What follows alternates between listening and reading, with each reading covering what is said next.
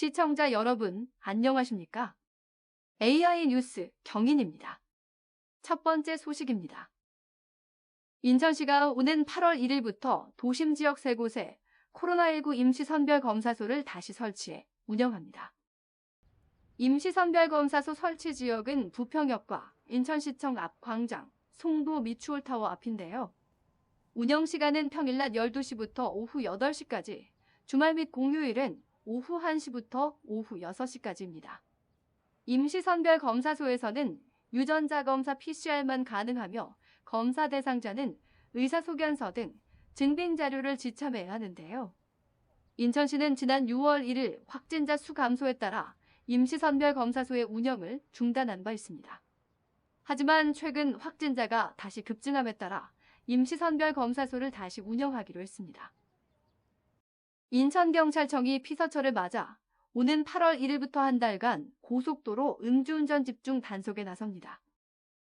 인천경찰청은 야간 시간대 주요 진출입로에서 상시 음주 단속을 실시할 계획인데요. 고속도로 요금소와 휴게소에서도 유관기관과 합동으로 음주 단속에 나설 예정입니다. 특히 음주운전 차량에 동승자가 있을 경우 공범으로 입건하는 등 엄정 대응한다는 방침입니다. 부천시가 정우파트너스 건설 등 지역 내 10개 시공사와 함께 부천형 신뉴딜 정책 경제 활력을 위한 업무 협약식을 열었습니다.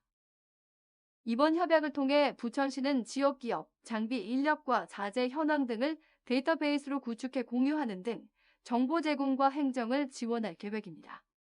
이를 토대로 공공 민간 공사에서 지역 기업 인력과 장비, 자재를 활용해 연간 5천억 원 이상의 경제 효과를 거두는 것이 목표입니다.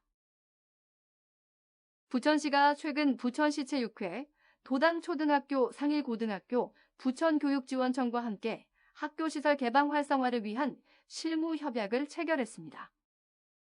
이번 협약을 통해 해당 학교 체육관에서는 부천시 체육회가 배드민턴, 농구 등을 비롯한 생활체육 프로그램을 운영할 계획입니다. 부천에서는 지난 2016년부터 학교시설 개방 사업이 활성화돼 운동장, 주차장, 체육관 등 시설 개방이 꾸준하게 이어지고 있습니다.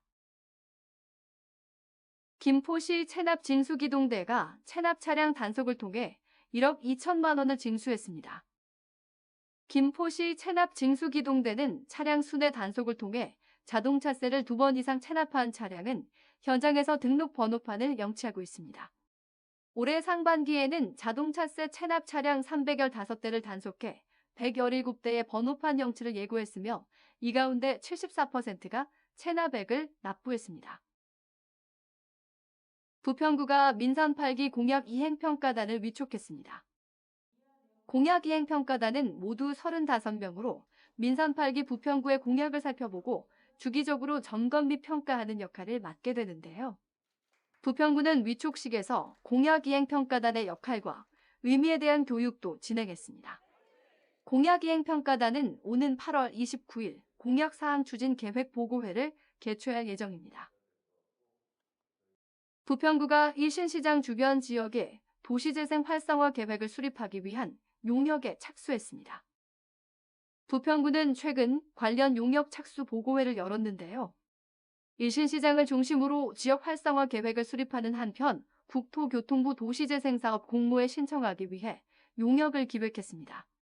부평구는 부평 11번가 도시재생 뉴딜 사업에 이어 일신시장 일원 활성화 사업을 추진할 방침입니다.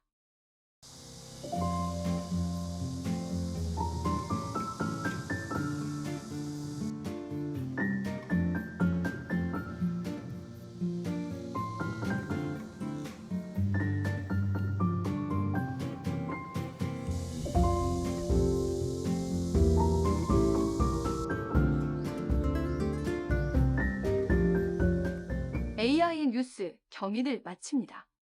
시청해주신 여러분 고맙습니다.